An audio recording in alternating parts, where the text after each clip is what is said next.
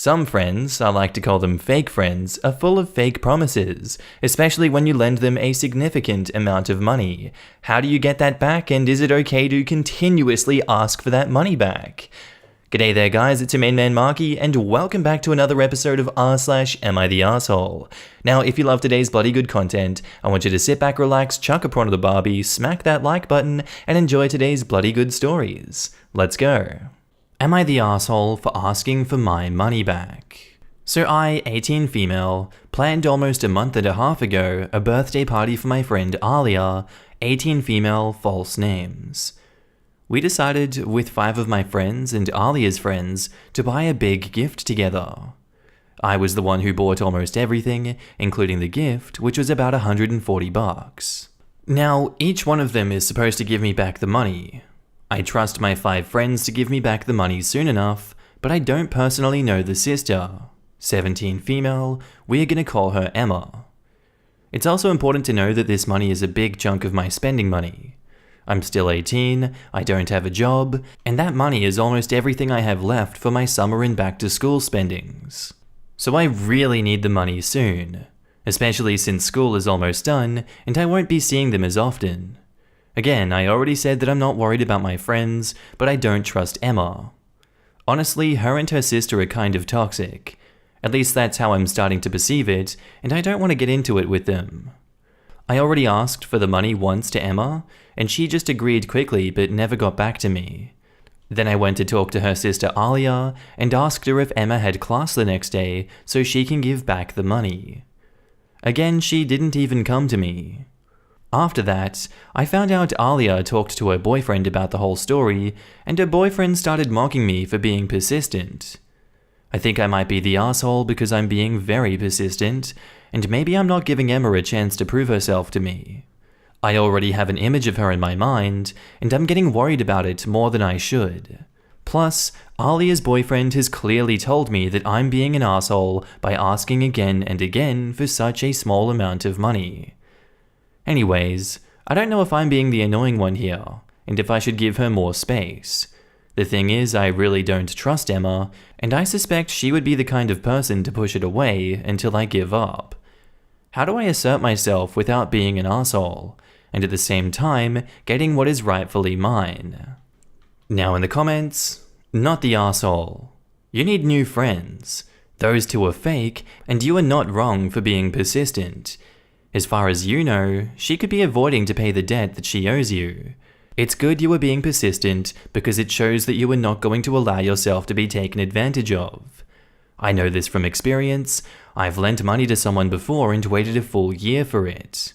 Don't make my mistake. And OP replies, "Thank you for your response. The thing is, I now feel regret about planning a whole party for her when she's not even able to hold her sister accountable for a little money." I don't think you should regret planning the party. That is a nice thing that you have done, and not many people would do that. However, I can understand why you would feel regret, and now that I'm reading the story back, $140 is no small amount. That is a decent chunk of change. You told me you didn't involve her, but why is it her responsibility to hold her sister accountable? Is that why you now call her toxic? And OP replies, "No, that's not what I meant. What happened is Alia came to talk to me to defend her sister by saying that the money is nothing and that I'm being annoying. And her being toxic has nothing to do with the story of money, since technically she doesn't owe me anything. Her being toxic has been going on for very long, but I never noticed it, and now I'm fed up. Again, nothing to do with the issue with Emma. Not the asshole. 1. You were the one who spent most of it on the other things, and you need it back soon. Irrespective of that it's your money, the only exception for this point could be if the sister had some real urgent financial issues, which doesn't seem to be the case. 2. If I'm not wrong, you've only asked the sister twice according to your post, so that's not really being unnecessarily persistent. 3. It seems the image you had about her was pretty accurate. Also, do not get bothered by what her boyfriend has to say. It doesn't really matter. Info? Just to put things into more perspective, when was the party? How many days have passed between then and now? And PS, If you reminded her once and then waited for her to return it the day after, you were not being persistent. You were being reasonable in my opinion. And OP replies, the party was on March 30th. I live in France, so just after that we were on lockdown for 2 weeks and didn't have class for a month. But now it's been 3 weeks since we went back to school and she's able to see me. Plus, it wasn't just the boyfriend who said something to me. Even Alia said that money wasn't going to change a lot in my situation. And no, she doesn't have any financial issues. At the time that I'm writing this message, they are both out shopping. Yeah, no. That amount of time is not justifiable at all. You are not being unnecessarily persistent. I don't know, maybe next time you plan something for someone, pull in the money before. Or don't be the one doing all the work. Just pay your half and let others do it, because even if there's one person like the sister, it creates unnecessary issues. As for Alia, explain your situation to her and agree to disagree with her if she doesn't see your point. And now on to the update. First of all, I would like to thank you all for the responses and for your help. I followed the advice of one of you who told me to wait until it was officially 2 months since the birthday and then ask her again for the money.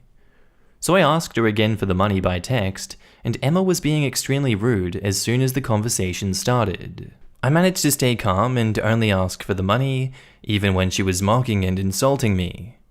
During that conversation, I received a text message from Alia telling me I was being pathetic asking again and again. That led to another conversation with her insulting me and calling me a B-word. Anyways, I'm proud of myself because I managed to stay totally calm and never sank to their level of pettiness. After that, the two girls didn't give me the money until the last week of school. The reason why it took so long was because they were collecting enough cents to pay me back the full amount only in cents of 1, 2, and 5 cents or $1.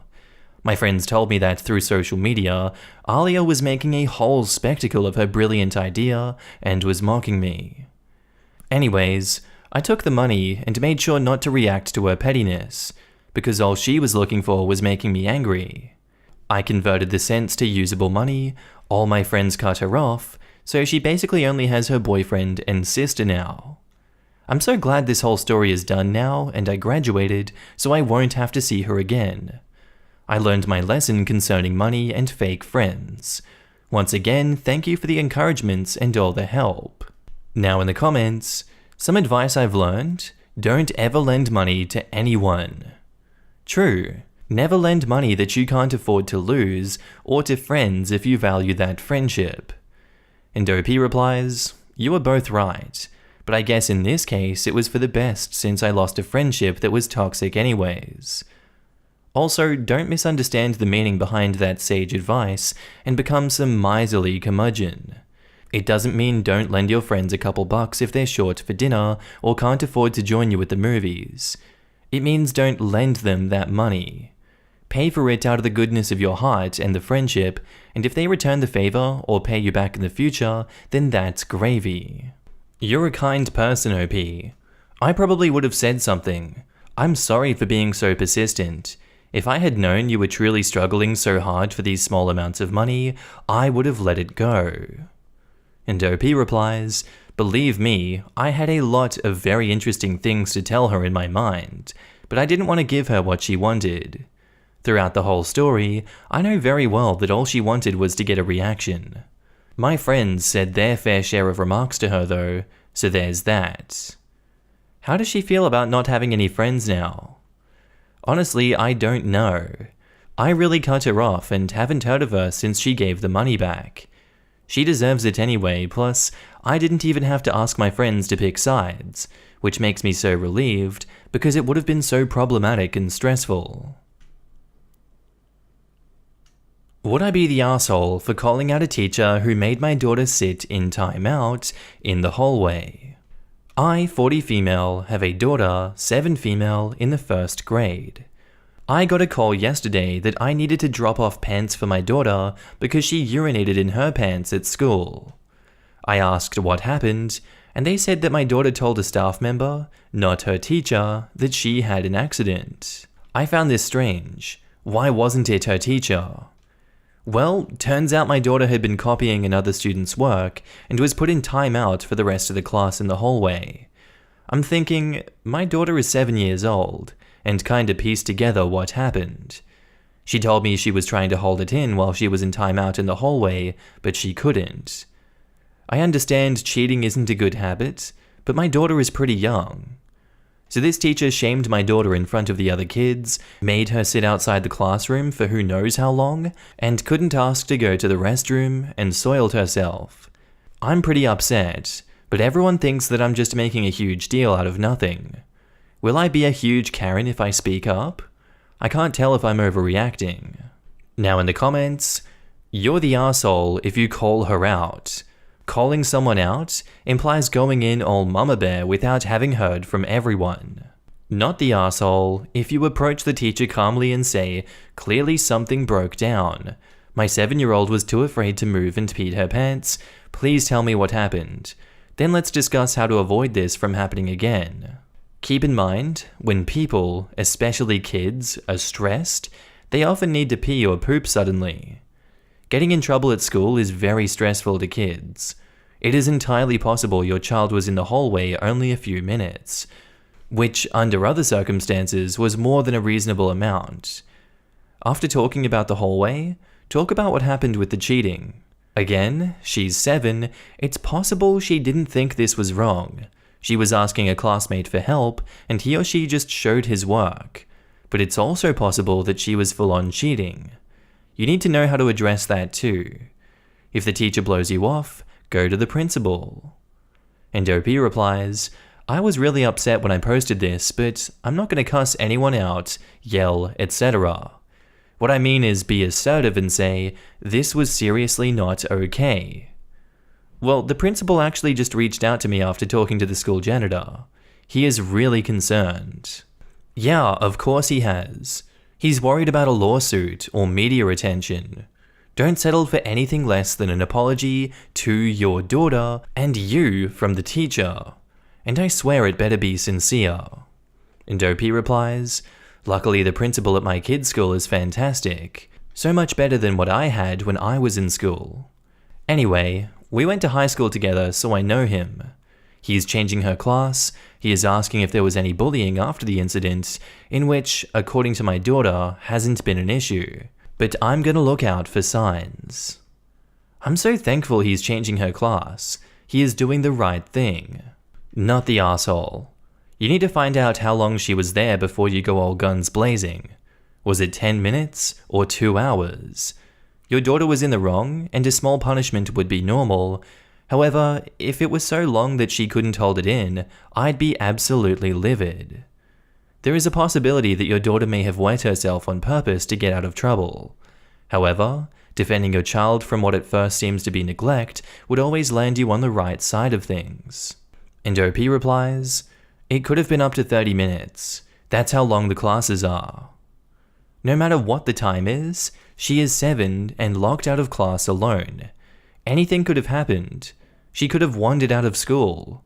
This isn't middle school or high school. Not the asshole. She obviously should be punished for cheating in her class. You obviously have the right to be upset that your child was left to soil herself. The issue I have here is your child was left where she couldn't be supervised. Yes, while in trouble, most children won't speak up, so y'all crying about, but she didn't ask, need to take several seats until you have the basic understanding of how children work. And damn sure won't leave time out to come ask if you're not in the immediate vicinity, and will instead wait until they can't anymore and then silently raise their hand. Time out should not be out of sight of a teacher to minimize accidents and shenanigans. And now back to the post, we have the update. The principal called me, and the staff member has confirmed that she was indeed outside unsupervised with the door closed. I've gotten details that the door was also locked. I'm pretty upset, and the staff member was a janitor, and she has given more details.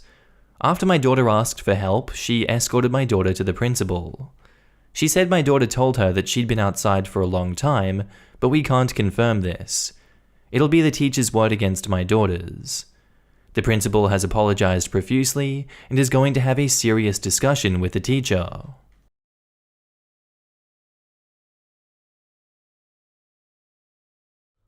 Am I the asshole for expecting my parents to buy me new shoes? I am 14 female in an upper middle class home. My family recently booked a trip to Disney World/Universal Studios for me and my little sister's birthday coming up in July because we both made straight A's. They did shell out a lot of money, but not enough to break the bank. I planned the trip and found a lot of great deals and loopholes for us to save money. Since we are going, I need some new walking shoes as Disney is huge, and I don't really have any good for that. Now I'm not saying that I need new shoes, but the closest thing I have to good walking shoes is my Vans. Today I asked my dad if we could go shoe shopping for the trip. He asked if I had enough money, and I was confused and asked why he wouldn't pay. He said that I had plenty enough to pay for them myself. For context, my godfather sends me $100 a month for good grades, but he doesn't send it during the summer. Now, this money isn't for me to keep and save. He really wouldn't even send it if I didn't spend it, so I don't have a lot of bank funds at my disposal besides my saving account, but I don't touch that. I was kind of upset that he expected me to pay because, this morning, he also expected me to pay for me and my little sister's breakfast, and he probably would have told me to if I'd had my card on me. I told him I didn't want to go shopping anymore, and he said it's because I wouldn't be spending any of his money, which, I guess is true. I told my grandma about it, and she said that it's unreasonable that a 14-year-old pay for her own shoes, but my mum disagrees and says my dad is right. Am I the arsehole? OP has offered the following explanation for why they think they might be the arsehole. I think I may be the arsehole because my parents are spending a lot on this trip, and I may just be acting spoiled. I also don't really need to have good walking shoes for it, so maybe I was being unreasonable by asking them to spend more money on me after they just booked this really expensive trip. I also do have a lot of shoes, about 20 pairs of inexpensive ones. It's just none of them are athletic or good to walk in, and none have good support. Maybe I should start investing in getting better shoes though. Now in the comments, not the arsehole. It is unreasonable for a 14-year-old to pay for her own shoes. But OP said they had 20 pairs of shoes. Absolutely it's reasonable that they should be expected to pay for the 21st pair. Yeah, but none of them are decent walking shoes. It isn't her responsibility to pay for the things that she needs. It is reasonable for OP to want shoes she can walk in for miles. Plenty of people wear flip-flops to Disney World. She mentioned she has sneakers. She doesn't need running shoes for a day at Disney. Also, she clearly admitted she didn't actually need them. And she also admitted none of her shoes are good for walking. She goes back and forth a lot. I'm really surprised by some comments. I think you were trying to think ahead by requesting sensible shoes for a Disneyland trip, OP. Which, by the way, you definitely do want a decent pair of walking shoes with arch support, with laces, and a proper sole. I went there at your age and had horrible foot pain from being an idiot and wearing the wrong footwear. You were 14. You were still learning about how the world works and how budgeting works. By the way, good job planning the trip. It seems like this was a miscommunication between you and your dad. Other commentators gave great ideas for maybe working with him on getting you some decent footwear. No arseholes here. And OP replies, "Thank you. I'll talk with him and explain more about what I meant. You were probably right, and he may have assumed that I wanted expensive shoes, as our conversation was quite short." And now back to the post, there are some edits. Edit. I'm getting a lot of posts about the amount of shoes I have, and I see a lot of your guys' points. Most of my shoes cost about $15 from Ross or Target. They aren't expensive shoes for the most part. I feel like I should clarify my situation also. This isn't about budgeting, as my parents would have mentioned that or told me when I asked. Second off, I don't live with my parents. I live with my grandma. My parents don't buy me things and I rarely see them. My grandma buys a majority of the things for me, which is why I valued her opinion over my parents. I understand how expensive Disney is, and I hear a lot of your criticisms, but They don't really have kids. My grandma has kids. This trip is honestly the only family thing we've done in years, and I'm sorry for being spoiled since it is a lot of money. But I'm not spoiled by my parents. I didn't think this information was too necessary, but I thought that I should clarify. And now on to the update. So I took a commenter's advice and talked to my dad about how I was sorry about the way I reacted, and I still wanted to go shopping with him. I explained what I wanted to get, and his demeanor changed immediately, and it was all a big misunderstanding.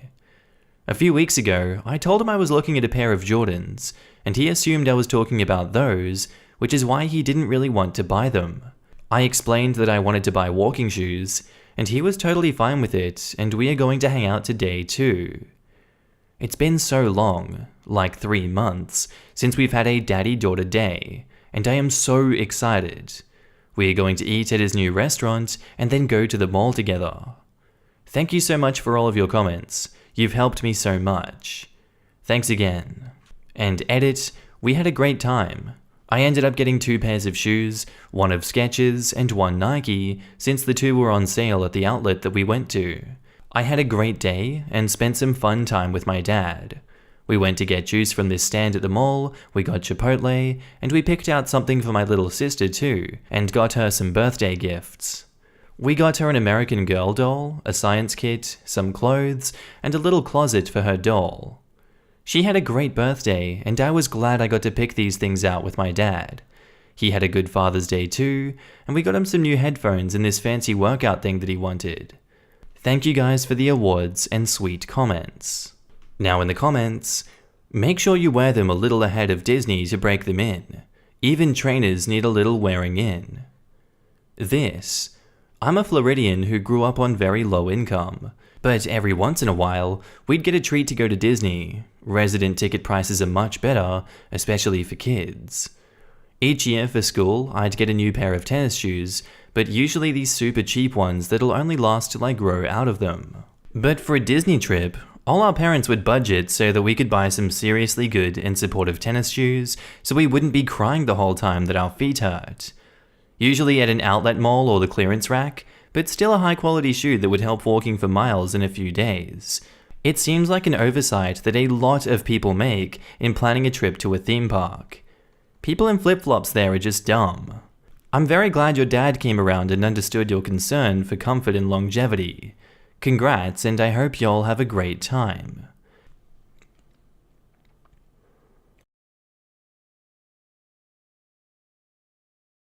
Anyway guys, I think that's where I'm going to end today's video. If you did like it, tell me what you thought about it down in the comments below, and make sure to just interact with everyone in this community. I love each and every one of you that I get to see on a daily basis. And don't forget, if you are a Patreon subscriber, I love you. You're on the screen right now with the YouTube members as well. If you see yourself, give yourself a pat in the back. You guys help me continue this YouTube journey. You keep me going. I see you guys everywhere. I see your messages, and thank you so much for supporting me. I really love every single one of you. But with that all said, I'm going to be signing off now, guys. I hope you have a good day, night, sleep, whatever you're up to, and I'll see you in the next episode.